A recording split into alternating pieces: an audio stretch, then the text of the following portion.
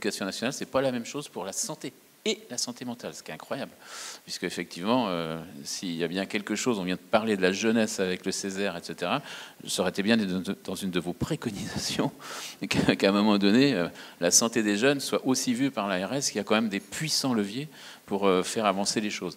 Alors, je retiens effectivement... C'était aussi une volonté de notre part pour cette première, d'être plus dans l'acculturation collective, hein, donc rassembler les idées, rassembler les personnes, etc. Donc on n'a pas zoomé sur le manque criant d'offres de soins. D'ailleurs, quand je vous ai posé la question, la santé mentale, pour vous, c'est quel endroit dans les dépenses d'assurance maladie? Vous m'avez dit le dernier. Donc vous avez, je suppose, pensé effectivement à l'offre de soins, alors que c'est le premier, mais parce qu'il y a aussi effectivement ce que vous nous avez dit, mesdames, la problématique de la souffrance quotidienne et pas forcément hospitalière, et les psychotropes, etc. Donc moi je retiens, et il faut que vous le reteniez, l'ARS n'a pas de... Alors dialogue, hein, évidemment, avec l'éducation nationale, ça c'est évident, mais n'a pas de pouvoir, entre guillemets, sur l'éducation nationale et donc sur notre jeunesse. Et deux, l'ARS, pour être à côté d'eux, voilà, poil à gratter à côté d'eux, a aussi des politiques annuelles. Et c'est vrai qu'on voit bien quand le GEM nous dit j'ai un problème de financement, mais plein dans cette salle doivent penser la même chose.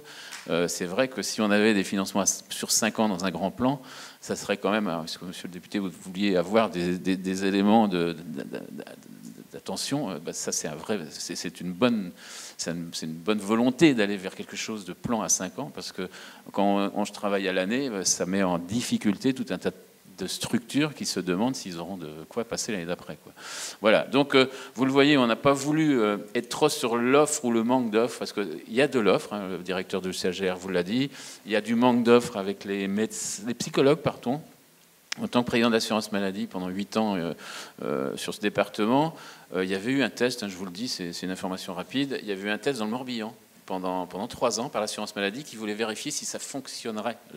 L'idée de dire à des psychologues qui sont qui estiment être vraiment dans leur droit d'être libéraux, etc., et de ne pas être trop sous la coupe de l'administration de l'assurance maladie, et ça avait très bien marché. 90% des psychologues avaient adhéré au projet pendant 3 ans. Donc à partir de ça, et le Covid et la souffrance de la jeunesse, c'est parti de façon nationale avec un remboursement de la CPAM. Ça se compte en centaines de millions après, hein, quand on prend une décision comme ça. Et une fois que ces expériences territoriales avaient bien marché, on a vu les grands syndicats arriver, là encore, hein, c'est un constat, pour dire ça va pas, on n'a pas assez de temps, c'est pas assez payé, voilà, on veut pas être sous la coupe de l'administration. Et ça, mesdames, vous le souffrez, parce qu'effectivement, quand moi je suis administrateur de ce fameux lycée où on a auditionné l'infirmière, quand je dis en conseil d'administration, mais vous avez mon psy qui existe, ben, on a les mêmes réponses.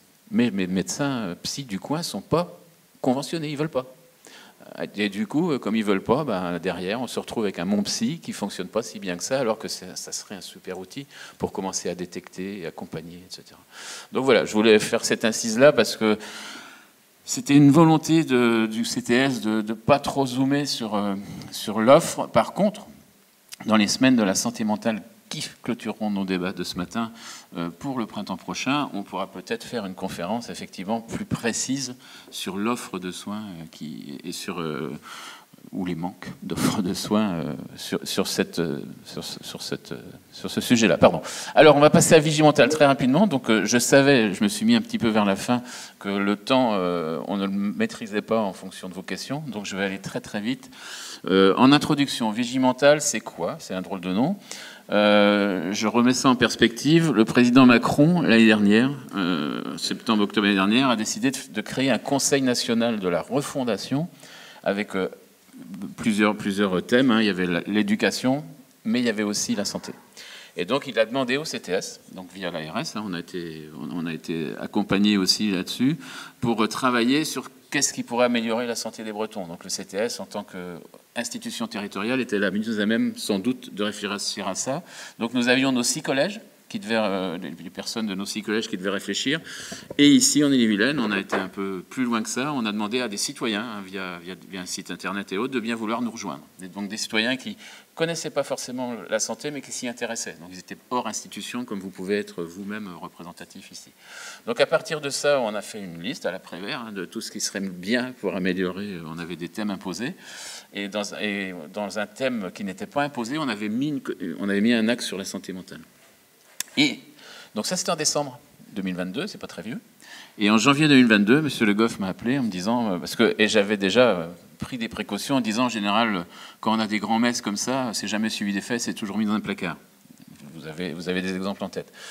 Mais ça n'a pas été le cas. Ça n'a pas été le cas parce que M. Le Goff, directeur de l'ARS, m'a appelé fin janvier, en disant, on peut avoir des financements pour des propositions que chaque CTS en France a fait, donc le nôtre aussi, pour essayer de mettre en place des actions qui pourraient tester et donc financer, et ensuite reproduites au niveau national si besoin. Donc on a regardé notre catalogue de tout ce qu'on avait pu proposer et ressorti assez vite pour le CTS 2 actions. Donc il y en a une à Vitré, qui est on n'en parle pas parce que c'est pas forcément que de la santé mentale, c'est de la santé, mais en mettant en plus le diplôme de secouriste, je vais très vite, mais en plus tout ce qui est par rapport aux noyades, etc. Je vais très vite, il y a plus que ça, mais je vais très vite. Saint-Malo, qui n'est pas notre CTS, mais qui est Ille-et-Vilaine, a inventé le passeport santé, c'est-à-dire qu'on donnerait à tout élève un petit document numérique, je suppose, pas forcément papier, pour, comme l'a dit M. Le Goff, cocher des cases comme quoi il a eu des formations sur les appropriations d'émotions, etc., et bien d'autres, de santé physique et mentale. Et nous, alors, toujours le CTS de Haute-Bretagne, donc 80% des départements, on a voulu mettre en avant un projet donc, qui est un peu fou au départ, hein, puisque c'est vraiment une innovation. C'est un projet par rapport à Vigimental qui a 2 objectifs. Donc, il s'appelle Vigimental. Alors, je crois qu'il faut appuyer sur le truc du haut, là. Ouais, je ne suis pas très doué. Ouais, c'est ça. Voilà. Donc on s'est dit, on va penser déjà ce que c'est, je vais vous présenter le projet, mais qui va se créer. Donc le projet Vigimental, il faut que je vous le présente, c'est en gros, je ne sais pas si vous êtes tous au courant, mais il existe des formations au premier secours en santé mentale. Donc vous savez qu'il y a des formations premier secours en santé au travail, premier secours en santé en général. Hein. Sur la voie publique, il y a un arrêt cardiaque, je fais les PLS, je fais les massages et bien d'autres. En santé mentale, il existe aussi une formation qui dure 2 jours. Et donc l'idée, c'était de se dire, on va favoriser la création d'une cohorte, hein, je ne vais pas mettre le mot armé par les temps qui courent là, au niveau international, donc une cohorte énorme, si possible, de secouristes en santé mentale. Et une fois que ces secouristes en santé mentale seront formés, ça sera de voir avec eux s'ils peuvent donner un coup de main à un moment donné, s'il y a un problème dans leur entourage de l'entreprise, dans leur entourage familial ou dans l'entourage de la vie publique. C'est-à-dire des comportements qui peuvent être préoccupants sur le domaine public. Et donc, on pourrait leur demander, un peu comme un sapeur-pompier volontaire, est-ce que tu veux bien aller donner un coup de main parce qu'on est bien hors situation d'urgence. Hein. On est bien d'accord, hein, un problème de santé mentale qui nécessite une intervention d'urgence. Là, on a d'autres moyens avec la gendarmerie ou la police dans un premier temps, puis pompiers, plus AGR la plupart du temps. Mais là, c'est vraiment dans une logique d'être une cohorte de secouristes en santé mentale, donc ils sont formés à la santé mentale, à détecter tout ce qui ne va pas forcément être psychiatrique et pathologique, mais ce qui va être effectivement les troubles réactionnels, hein, l'anxiété, le suicide et bien d'autres choses. Donc on veut développer cette formation, donc on veut aussi, et là on l'a vu tout à l'heure hein, dans les questions, créer un site applicatif, enfin, qui peut être sur un mobile ou sur un site internet, pour à partir de mots-clés, savoir rapidement quelle est la personne qui peut, à nos yeux, avoir un trouble de santé mentale, une fois qu'on est formé, hein, bien évidemment, ou pas formé d'ailleurs, ça peut être aussi un guide, et savoir à qui on a affaire, puisque dans la formation, on apprend à approcher, accompagner, etc., et envoyer les personnes vers les bons services adéquats. Donc on veut avoir et des formés santé mentale, beaucoup, et un site applicatif qui pourrait mettre des mots à partir de mots-clés, des cartographies de ressources. Et après, effectivement, il faudra qu'on coordonne et qu'on anime toute cette équipe. Donc l'objectif, c'est mieux prévenir, hein, on est dans la prévention, et repérer les troubles de santé mentale, quels qu'ils soient dans nos environnements. Parce que si vous discutez avec plein de gens autour de vous, quand ils voient des situations un peu préoccupantes à leurs yeux, ils ne savent pas quoi en faire. C'est quelqu'un qui est dépressif ou même dans n'importe quel milieu, voire suicidaire, ils ne savent pas comment les approcher, comment gérer la chose. Donc on veut vraiment prévenir et repérer ces troubles et outiller les professionnels aussi au contact de ces enjeux, puisqu'on aura toute la partie aussi avec les professionnels. Alors je vais voir quasiment terminé, je pense, puisqu'il reste une slide, Magali, ou pas? Ou c'est celle d'avant? Voilà, donc on va reprendre celle d'avant, juste celle qui était avant, puisqu'on va... Voilà, Vigimental, vous le comprenez, c'est une expérimentation locale qui a vocation, si elle fonctionne, à devenir nationale. Donc on a pensé le projet, donc c'est former beaucoup de monde, puis faire un applicatif. Ça, c'est fait. On a mis à peu près 6 mois à le faire. Maintenant, on va passer dans l'installation et l'ingénierie. Donc on a fait un appel à candidature. On a créé une fiche. On va avoir, grâce à des financements, Conseil national de refondation ARS, un poste de chargé de mission pour aller effectivement porter le projet. Et pourquoi porter le projet? On va aller voir les bailleurs sociaux, parce que je sais qu'il y en a dans la salle, qui ont des soucis effectivement de comportement, hein, et de voir comment on est formé à approcher ces problèmes de comportement. La gendarmerie, moi j'ai vu un chef de gendarmerie qui m'a dit « Moi je suis formé Treillis Rangers, donc je ne suis pas formé santé mentale ou accompagnement social ». Donc on va aller les voir aussi, et ils sont démunis. Ils nous disent qu'ils sont démunis quand ils ont des problèmes de troubles. On va aller voir les patrons, parce qu'effectivement, il y a aussi la problématique de santé mentale dans les entreprises. On va aller voir l'éducation nationale, qui veut, je suppose aussi, vérifier avec ses infirmières, voire des professeurs un peu spécifiques, cette approche-là, puisque l'objectif est vraiment, c'est de détecter. Et le Césaire nous l'a dit, et certains d'entre vous, il faut qu'on détecte très jeune et qu'on accompagne très jeune, ce qui va être un petit peu déviant, parce qu'il y en a beaucoup qui vont bien quand même, faut aussi le dire.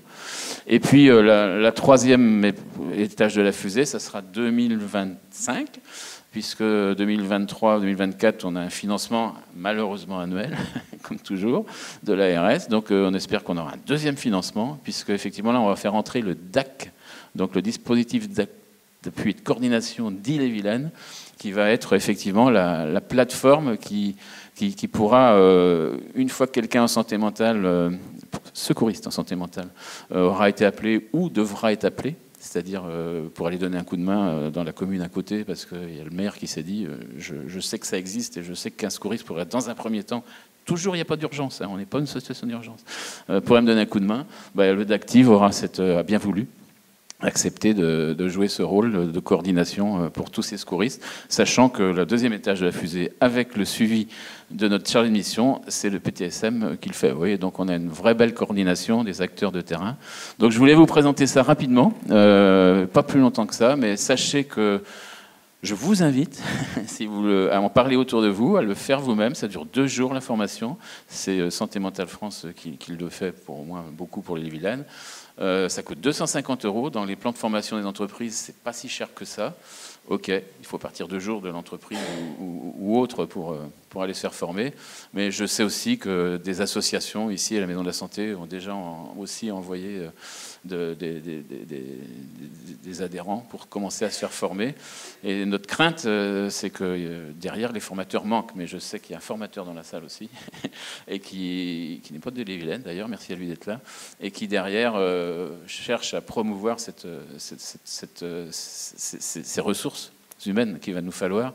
Donc vous retenez, comme les sapeurs-pompiers qui ont des sapeurs-pompiers volontaires, nous voudrions former, avoir des secouristes en santé mentale volontaires. Ceux qui seront formés ne seront pas forcément entrés dans Vigimental, on ne les obligera pas. Par contre, on espère en embarquer quelques-uns pour effectivement jouer ce rôle un peu de coordination et d'aide au secours, et de détecter, accompagner, dire où est-ce qu'on peut aller. Et c'est là qu'on refera sans doute au printemps, Où est-ce qu'on peut aller? Justement, le CHR et les CMP sont une idée psychiatrique, mais il y a aussi les médecins, la médecine de ville, il y a tout un tas d'associations, comme l'UNAFAM par exemple, les GEM, etc., qui sont aussi des interlocuteurs avec qui on peut travailler. Et on revient à ce qu'a dit le Césaire, on revient à ce qu'a dit M. Le Goff, à ce que dit M. le député. Il nous faudra aussi un peu de sous pour avoir des ressources humaines pour faire tout ça. On est d'accord.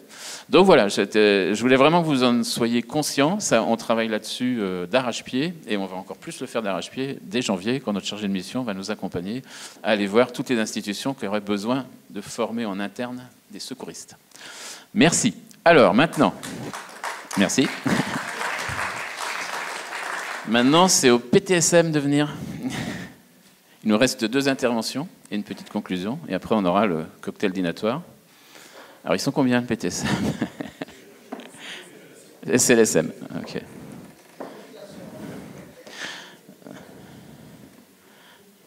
Voilà. Bon, vous avez 2 micros, vous allez parler les uns après les autres. Donc, on les écoute.